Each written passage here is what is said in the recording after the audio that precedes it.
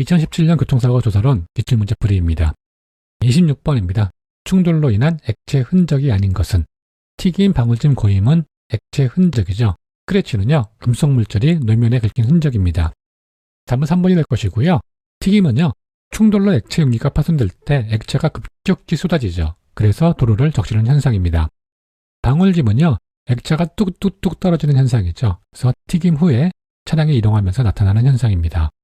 고임은요, 차량이 정지하고 용기에 남아있는 액체가 바닥에 떨어지면서 고인 현상이죠. 답은 3번이 되겠습니다. 27번입니다. 제동시 바퀴를 연속적으로 락시키지 않음으로써요, 조향 능력이 상실되지 않도록 한 안전장치는요, ABS 브레이크에 대한 설명이죠. 그러면 주차 브레이크하고 핸드 브레이크는요, 같은 장치이죠. ABS 브레이크는요, 바퀴가 완전히 락시키지 않고요, 제동시에도요, 바퀴의 회전을 유지해주죠. 그래서 핸들 조향이 가능하고요, 마찰력을 최대화시키는 브레이크 시스템을 말하고 있습니다. EDR은요, 이벤트 데이터 레코더, 즉 사고 데이터 기록 장치이죠. 그래서 사고 시 차량의 운행 및 충돌 정보, 그리고 전자제어 장치의 작동 여부를 기록하는 장치입니다.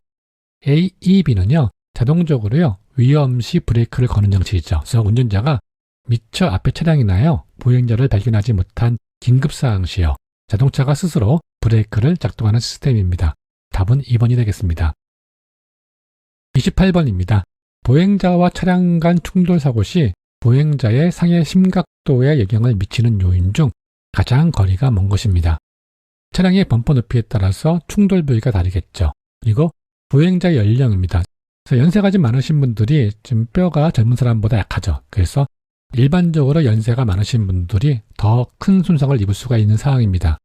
다음에 충돌 속도죠. 차량의 충돌 속도가 클수록 보행자에게 전달되는 충격력은 더 강해지겠죠. 운전자의 고속도로 운전 경험은요, 보행자의 상해 심각도하고 연관이 없겠죠. 답은 4번이 될 것입니다. 29번입니다.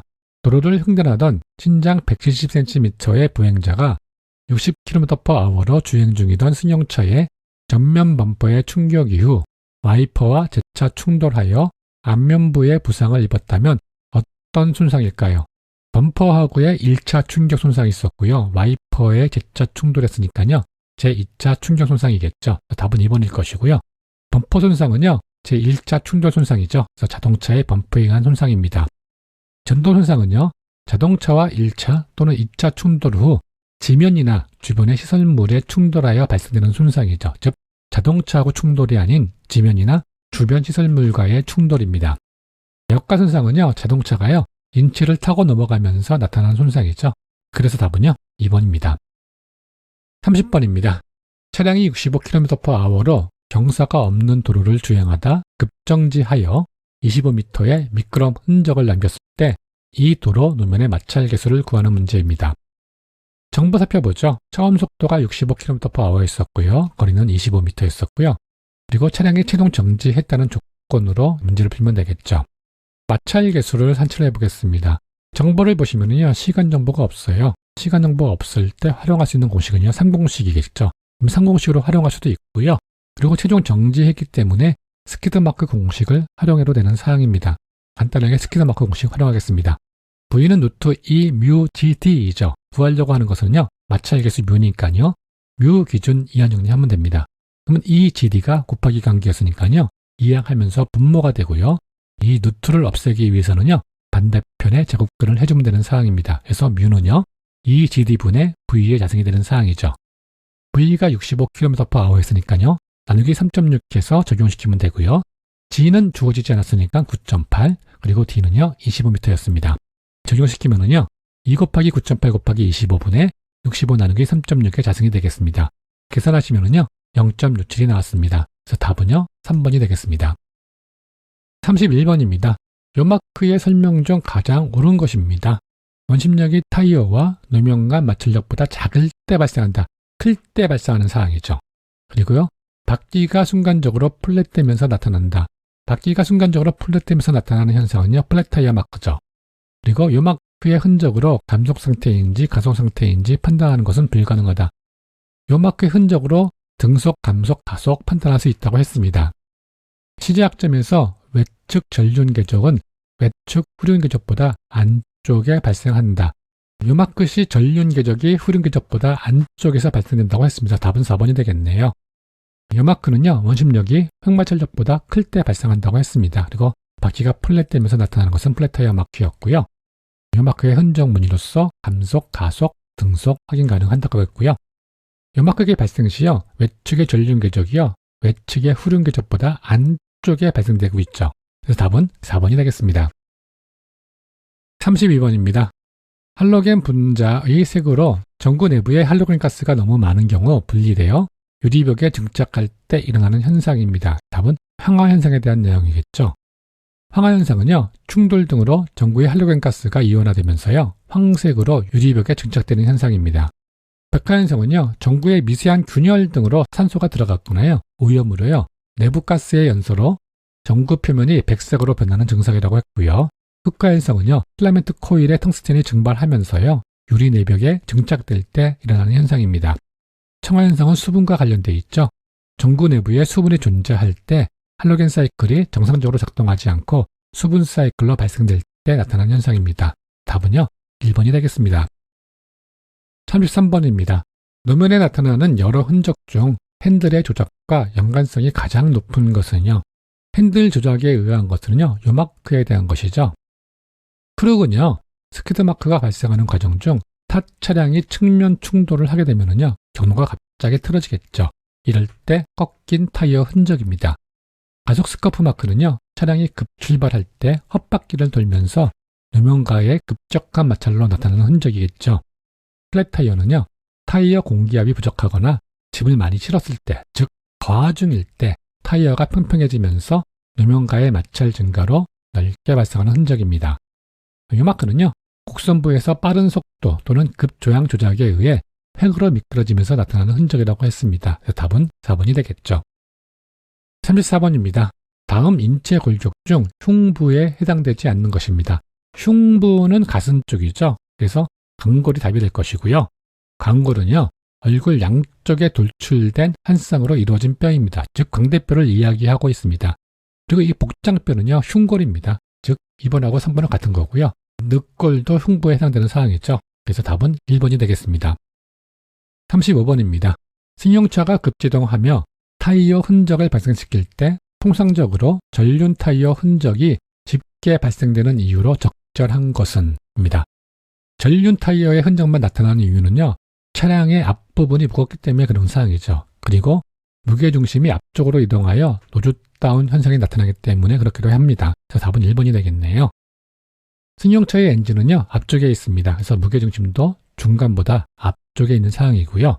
급제동 시 승용차의 무게중심이 앞으로 쏠리면서 앞쪽이 내려가죠. 그런 현상을 노즈다운 현상이라고 하고 있고요. 이런 현상으로 인해서요, 차량의 앞 타이어에 의한 흔적이 더 잘 발생되고 있는 상황입니다. 그래서 답은 1번이 됩니다. 36번입니다.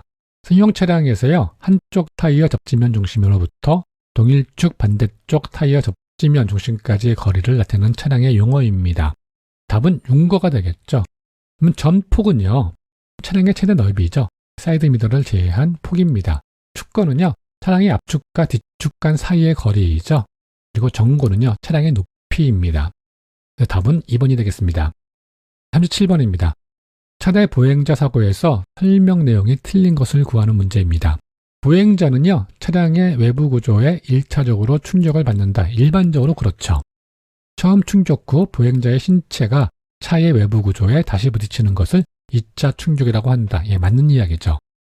차량 충격 후 지면에 부딪히며 전도 손상이 발생된다. 전도 손상에 대한 내용 맞습니다. 차량이 역가되면 전복 손상이라고 한다. 차량이 역가되면 역가 손상이죠. 그래서 답은요, 4번이 되겠습니다. 38번입니다. 교통사고 발생 시 사고 현장에서 발생되는 흔적에 대한 설명입니다. 적절한 설명이 아닌 것입니다. 자동차의 하체 잔존물만으로도 정확한 충돌 지점의 추정이 가능하다.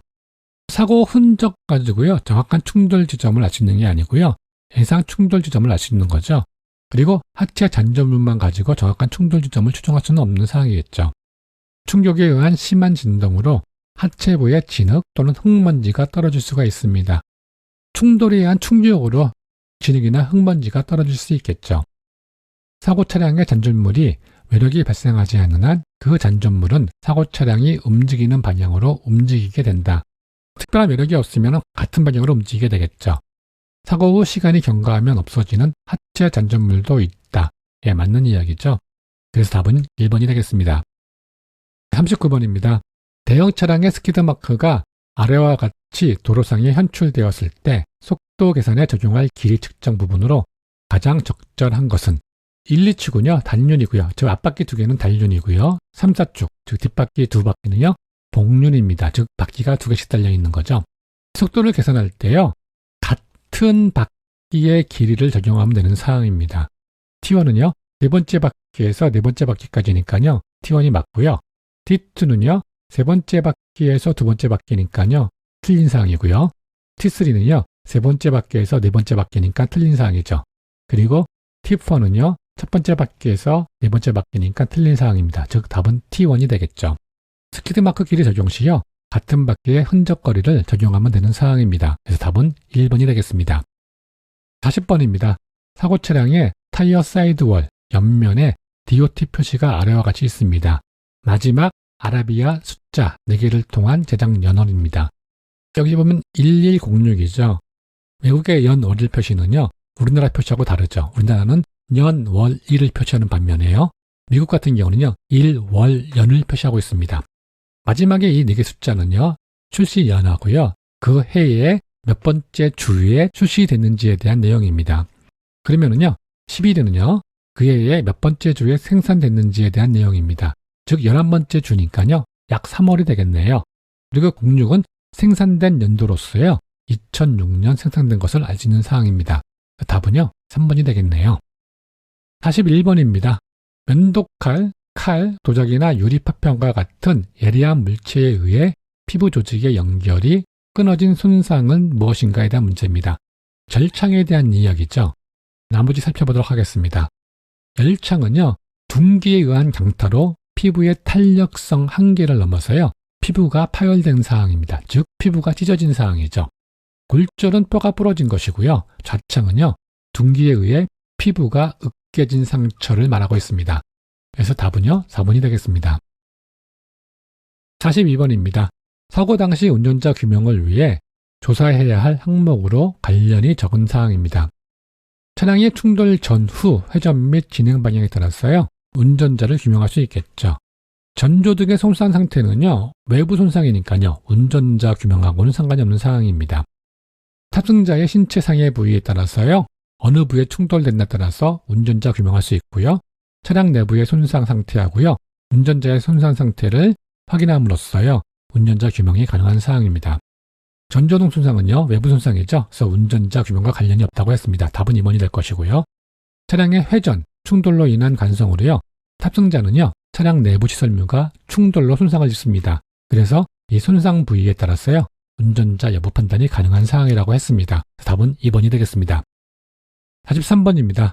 교통사고 조사와 관련된 도로 부분 사항이 아닌 것입니다. 도로 소성 변형, 도로가 파손된 부분이죠. 맞는 사항이고요. 도로 시설물 파손, 차량과 도로 시설물이 충돌하면은요. 시설물의 파손이 나타날 수 있겠죠. 그리고 도로의 노면 상태에 따라서 차량의 움직임이 달라질 수 있겠죠. 도로 통행료 영수증은요. 교통사고하고 관련이 없는 사항이죠. 답은 4번이 될 것입니다. 44번입니다. 다음 중 차대 보행자 충돌사고에서 보행자의 역가 손상에 대한 설명으로 맞는 것입니다. 역가 손상은요. 차량이 사람의 신체를 타고 넘어가는 손상이라고 했습니다. 그래서요. 지상에 전도된 후 바퀴나 차량의 하부 구조에 의해 생긴 손상이 역가 손상이겠죠. 답은 3번이 될 것이고요. 보행 중 보행자를 차체 전면부로 최초 충격되어 생긴 손상은 1차 충격 손상이죠.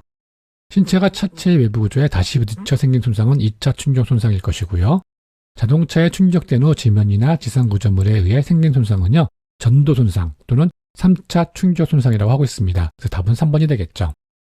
45번입니다. 다음 중 교통사고 현장의 도로를 측정한 결과 그림과 같은 결과를 얻었습니다. 이 도로의 곡선 반경을 구하는 문제입니다. 현의 길이 C는 80이고요. 중앙정고 M은 1m였습니다. 곡선 반경 구하는 공식만 알면 되는 사항이죠. 먼저 정보 살펴보도록 하겠습니다. 현의 길이 C는 80m고요. 그리고 중앙정고 M은 1m였습니다. 곡선 반경 구할 수 있겠죠. R은 8n분의 C의 자승 플러스 2분의 M이라고 했습니다. C는 80m였었고요. M은 1m였습니다. 적용시키면은요. 8 곱하기 1분의 80의 자승 플러스 2분의 1이 되겠죠. 계산하시면은요. 800.5m가 되었습니다. 그러면 약 800.1m가 되겠죠. 46번입니다. 차량의 타이어 트레드면의 형태가 아닌 것입니다. 트레드 형태는요. 리브형, 러그형, 블럭형으로 된다고 했습니다. 그래서 답은 1번이 되겠네요. 타이어 트레드 종류는 리브형, 러그형, 블럭형이 있죠. 리브형은 이렇게 일직선으로 되어 있고요. 러그형은요. 옆면으로 되어 있습니다. 그래서 블럭형은 개별적인 블럭으로 나타나는 모양이죠. 그래서 답은 1번이 되겠습니다. 47번입니다. 우리나라에서는요. 자동차 사고로 인한 상해 정도를 구분하기 위해서 AIS 코드를 사용하고 있습니다. 상해도구는 무엇을 의미하냐는 이야기입니다. 상해도구 이상은요. 원인 및 증상을 자세히 알 수 없어 분류가 불가능한 사망할 때의 분류죠. 그래서 답은 4번이 될 것이고요. 상해가 가볍고 그 상해를 위한 특별한 대책이 필요 없을 때, 즉 정상이죠. 상해도 1이고요.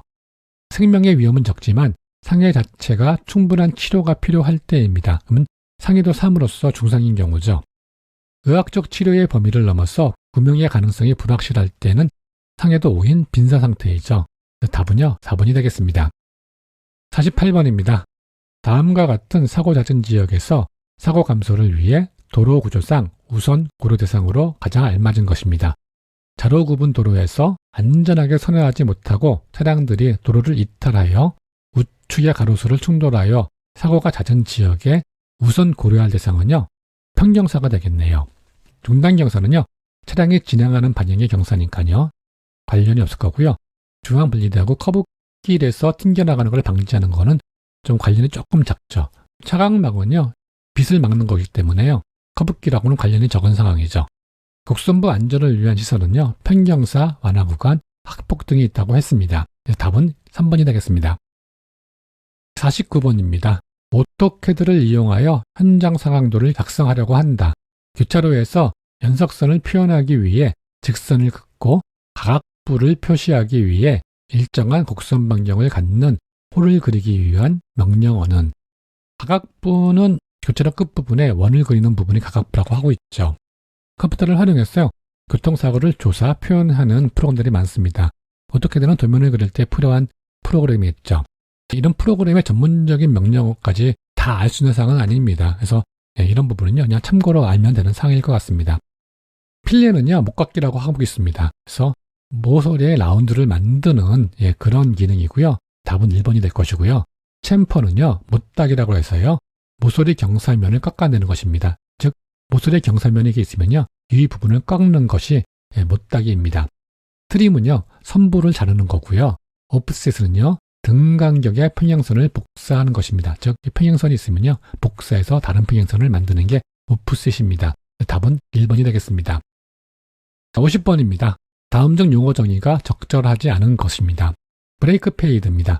브레이크 장치 유압회로 내에 생기는 것으로 브레이크를 연속적으로 사용할 경우 사용 액체가 증발되어 정상 제동이 되지 않는 현상입니다.